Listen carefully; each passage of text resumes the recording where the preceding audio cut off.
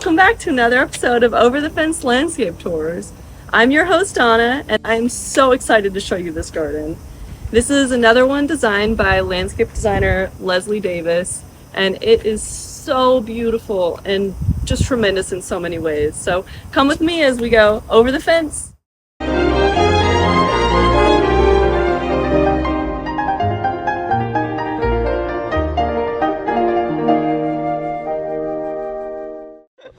Back with Leslie Davis of Whole Gardens Northwest. I'm so excited. Thank you for inviting us to another garden. I think you'll like this one. It's special. Can you tell us a little bit about where we're standing? Sure. Yeah, this entry area had just been kind of a sad, muddy lawn, and it continued to be sad, muddy lawn all throughout there. So we wanted to give it something that was really easy to take care of. It had some seasonal highlights, some different bloom times and some fall color with the fothergilla. So that's just like a deciduous shrub?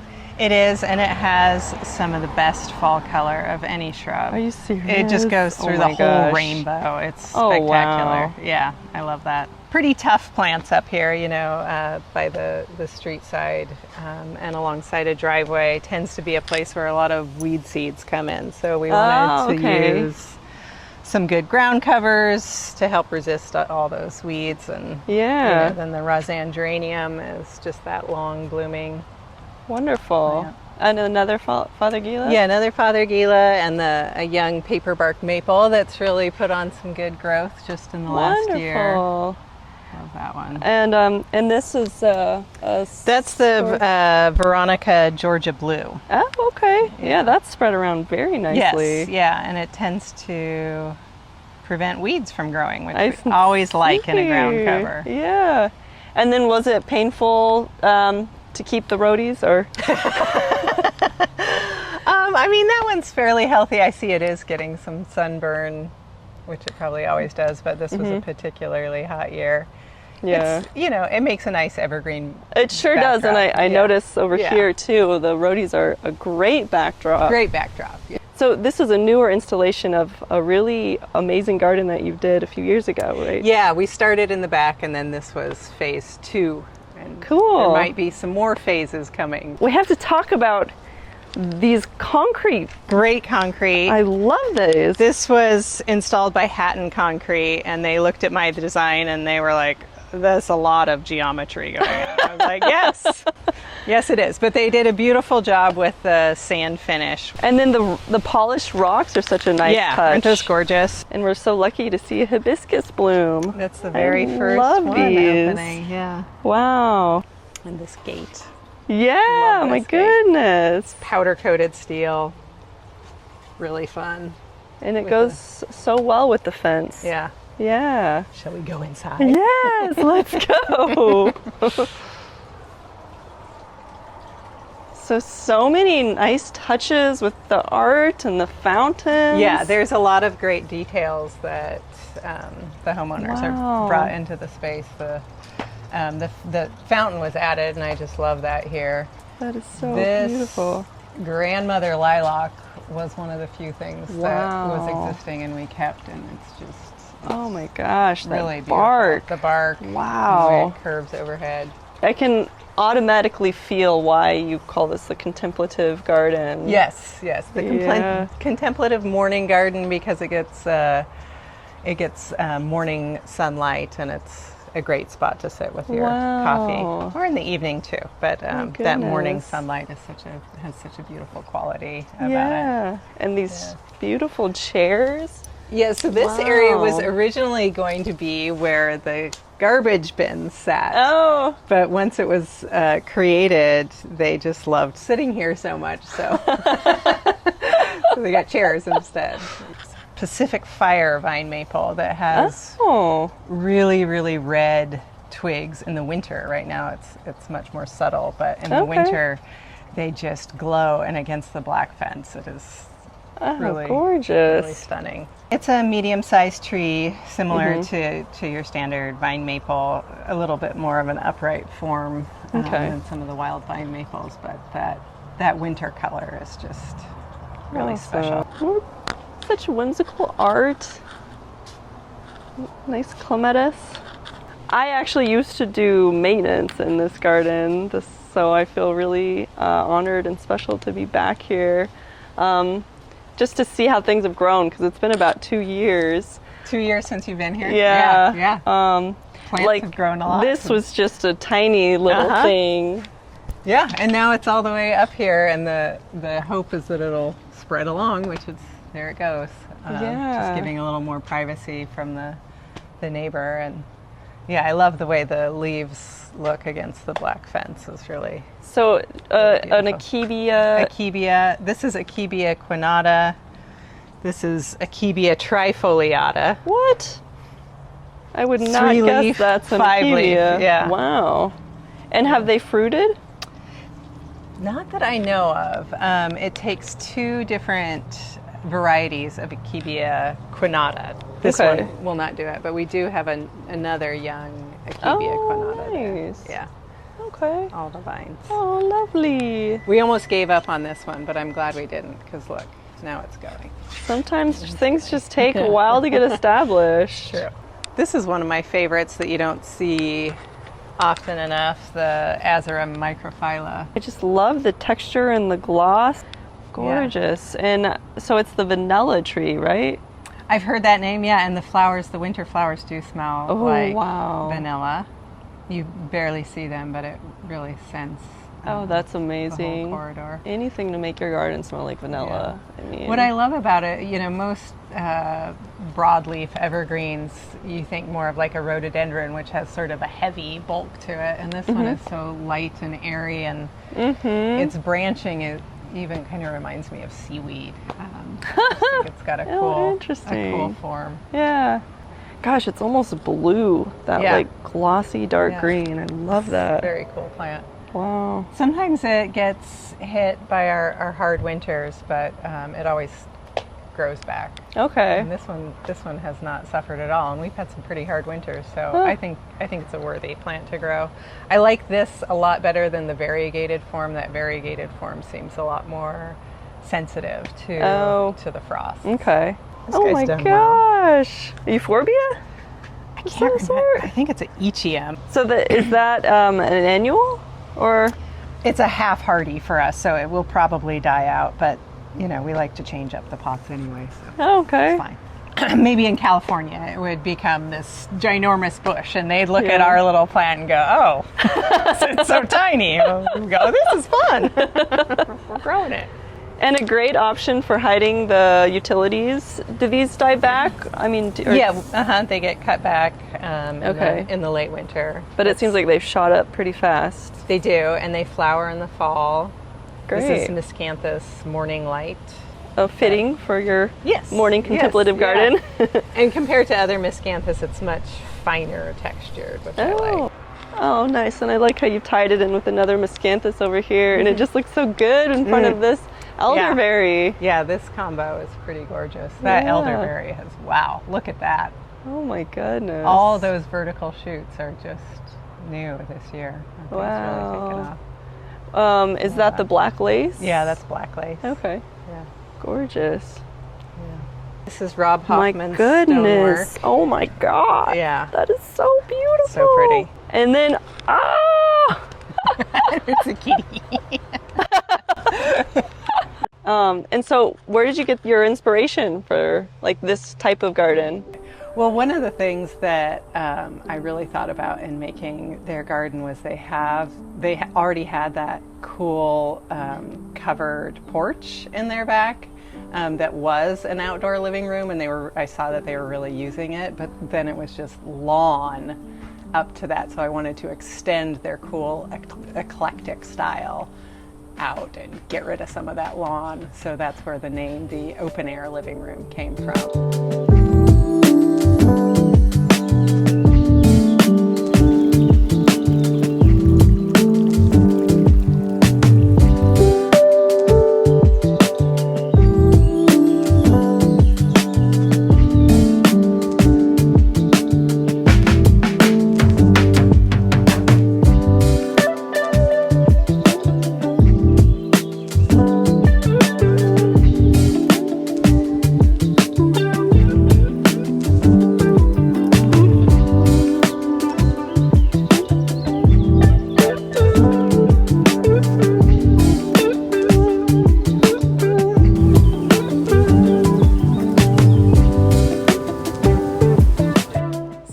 actually the person that made me realize that angelica is a really lovely plant to plant in gardens. Yeah. Yeah, this one I started from seed, and it's the biker's mead, angelica.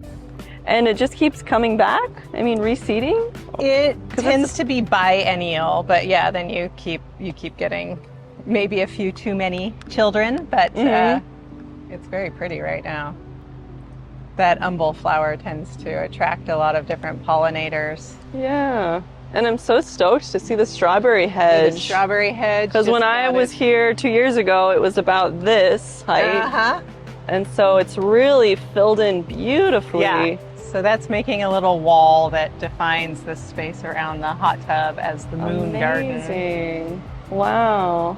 I just can't imagine. I mean, it must be so great to have a soak here and just be surrounded by the smells. Yeah, especially now that it's so enclosed. Typically a moon garden is all white, and I expanded on that theme a little bit. There's plants that might have moon in their name, like the Coreopsis moonbeam. Lovely. Which really can glow in the evening. Oh, yeah, I bet. And then the beautiful this is white pink phlox. Bright eyes. Okay. Those are gorgeous. These roses. This is called painted moon rose. Wow.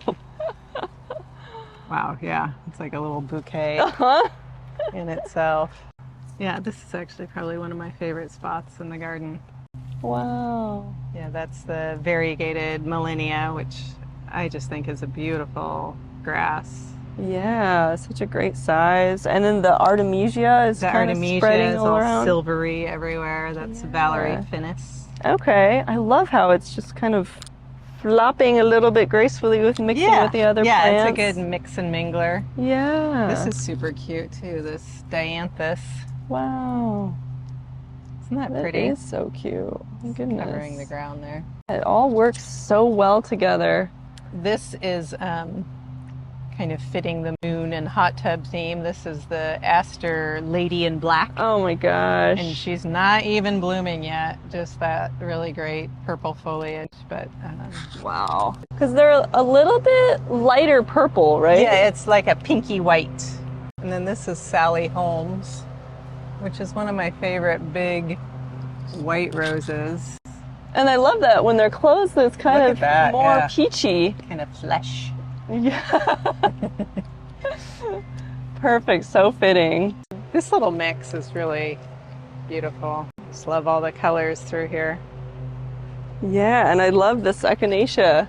Yeah, we swapped out. I see there's still one echinacea pallida, but those were tending to be extra floppy, so we just swapped out for the white swan echinacea, which is more reliably upright. It's not till I saw a white echinacea that I truly appreciated the word coneflower, because it's so different from a daisy. I have to touch it. I can't pass an echinacea and not get a little finger massage. You like the little prickles? Yeah. Yeah, and it's got that little Fibonacci swirl. Oh, yeah. This is pretty cool. This is Sidalcia cusickii, or Cusick's checker mallow, and it's actually endangered in the wild, so it's a pretty fun one to cultivate in a garden. Wow. These are the seed heads, which we leave for birds and for some volunteering. Striking. When it flowers, it's like a kind of like a hollyhock, but smaller, but so much just dense clusters of almost like a deep, almost a purpley pink. Really gorgeous. Wow. It's endemic to Lane and Douglas County only. Nowhere else. Oh my gosh. And like a lot of checker mallows, their habitat has been encroached upon with farming and housing developments, roadside spraying. So this is a really fun and meaningful native plant to add to your garden. It's easy to grow. It's gorgeous. It has sort of a cottagey look. And I can really see why it's an outdoor living room. I mean, you have the kitchen. This just is so inviting. And I'm so glad there's some Nephofia in bloom. Oh yeah, look at that. Yeah. And this is just such a Isn't beautiful that gorgeous? oregano. What kind is this? This is Rosenkouple. Okay, I think that's got to be my favorite oregano. I have to agree with you. It's not quite as tall and floppy as like Herrenhausen, which Okay. is a little easier to find in the nursery. I keep telling them, you guys need to grow this more Rosenkouple, please. It blooms for months and months and months. Wow. You can see bumblebees on it. The color is fantastic. Yeah, even the Love leaves it. kind of like Yeah. some different Have a color. little blush. Yeah. Yeah. What a That's great beautiful. combo here. Just the Nephofia and the Rosenkouple and the allium. Yeah, the alliums are a little past their prime, but still fun. And then the moorgrass. Yeah. Wow. This is really filled in beautifully. Isn't it? So full. And I see one, Ooh, one Rudbeckia. This is Rudbeckia fulgida, okay. as opposed to the more common Rudbeckia goldsturm. This is the subspecies is fulgida, Okay. fulgida. And what I like about it is it blooms much later and continues very far into the fall, which is fantastic. Because again, Wonderful. what I was trying to do here was get something going in each and every season. So this is a plant that really stretches it into the fall, and then we like to leave the seed head standing all winter. And I've yet to see it, but I've heard that flocks of finches and other songbirds come and just feast on those seeds. So Wow.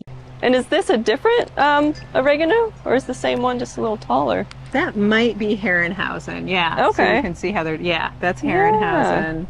And you can see it works. It's best. Herrenhausen is best with friends around it, because it's kind of on its own. It would just fall over, but it's getting support from its neighbors here, and it looks really beautiful. Yeah, it just hugs them. But it's much more wiry and airy than the Rosenkouple. Wonderful. And then I love the Daphne here. Isn't that beautiful? That was here before I came on the scene, and it's been happy to have some new friends. Nice.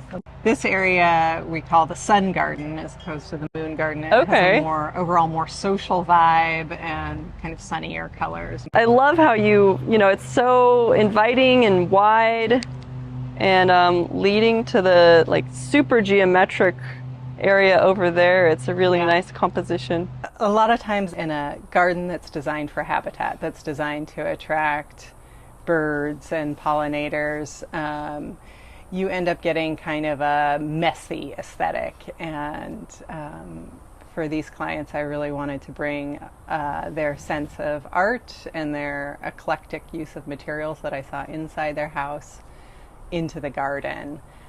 So to give it a space that felt like art, that felt like you were walking into an abstract sculpture that you could inhabit. So the use of decomposed granite and those big bold pavers and the flagstone, all of those path and patio elements really give it a structure that's more welcoming. And then the other piece that makes it a habitat garden that is more aesthetically pleasing, that is more artistic, is the themed plant communities, and repeating those throughout the space.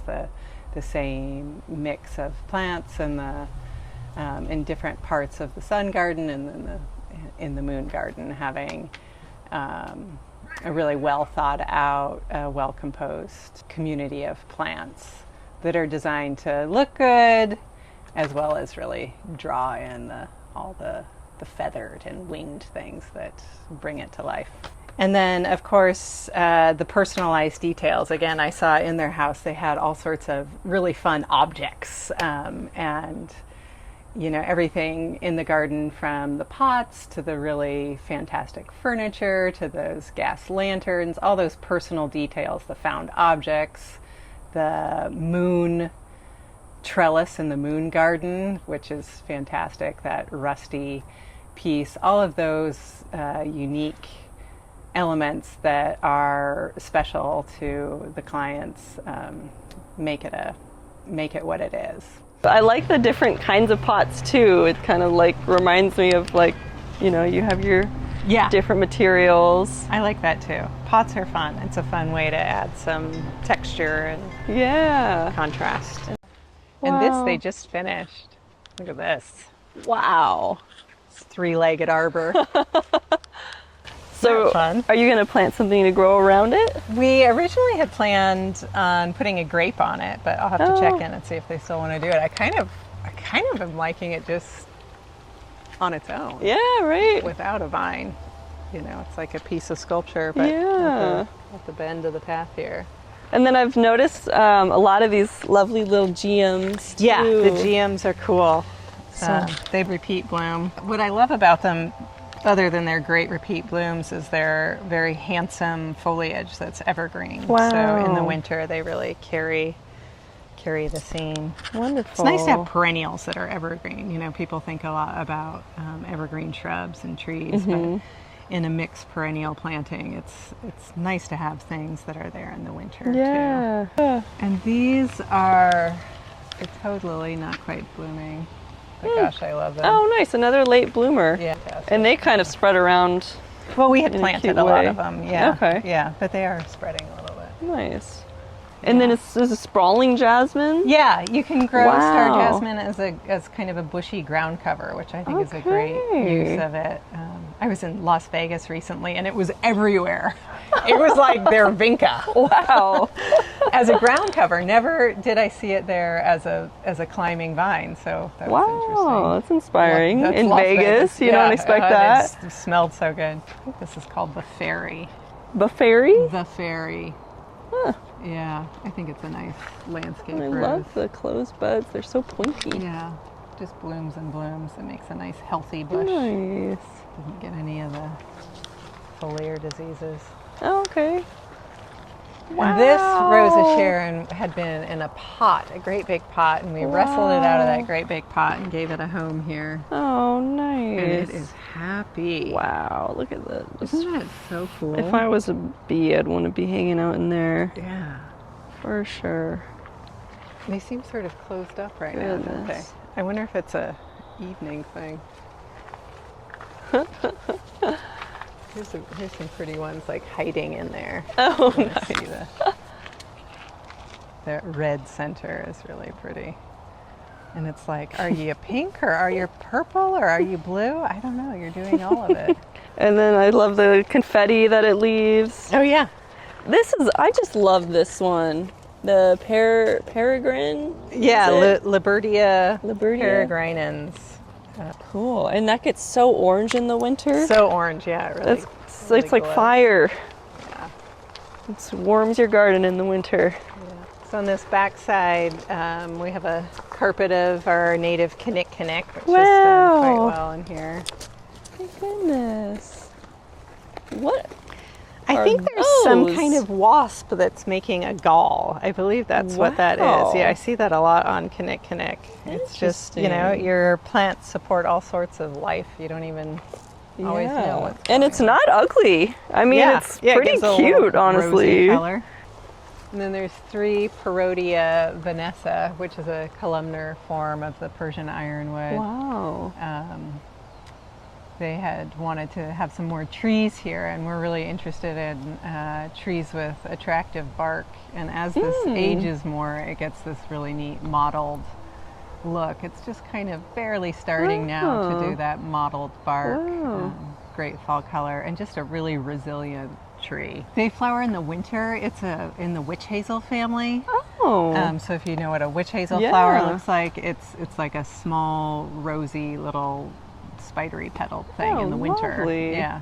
And then from here, you wouldn't even know that there's an amazing garden Yeah, right especially beyond now these walls. that Arbutus hedge is so full.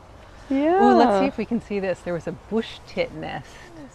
So the bush tits make their nest with spider web and other plant material, but the spider web gives it this stretchy quality, and they hang it down and stretch it like that. But I feel bad now because I just cleaned off a bunch of cobwebs, and so they could have used those. I know. When I learned that about the bush tits, I thought, okay, all right, spider webs, you get to hang out. The interesting thing about this plant is they flower in the fall, and then those flowers are pollinated, but the fruit from that pollination doesn't ripen until the following fall. Oh. We had a hard winter last winter, so they all got knocked off. Oh. But in a calmer winter, you'll get flowers and ripe fruit at the same time, because it takes a full that's year why. Okay. to go from flower to ripe fruit. So, you know, it's just kind of a fun novelty to see a plant with both flower and fruit. It sure is. So I imagine it just looks, you know, like ornaments with its little red and they're so festive. yellow, And you can eat them, and they're quite tasty. wow. Yeah. The yarrow looks so good with the oregano too. Yeah, so that was just a volunteer, but I just adore the combination of the yarrow and the drumstick allium and the Herrenhausen oregano. Wonderful. Really fun together. And more Rudbeckia in here. oh my gosh. Yes, right. That one just wants to be pet. They're cute. I think it's tiny rubies, dianthus. Okay. Yeah, it's just creeps over there. Nice.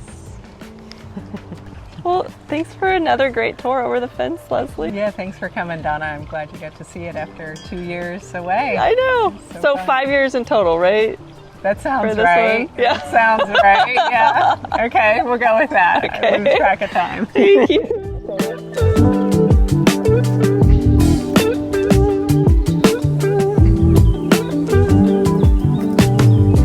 So now we have Amy, who is the lover of gardens, and so you probably made this whole thing happen, right? Yes. I mean, no, she made it happen. I told her that she's team the effort.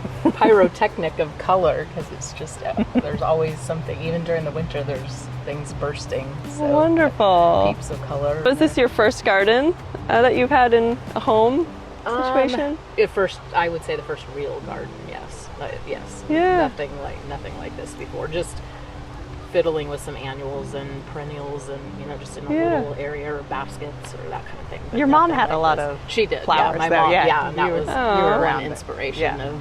Yeah, she loved to garden. Thanks for being a supporter of beautiful landscapes. Yes, love it. Love Leslie. Love Maidenhair, and all of Good. the people that keep it humming.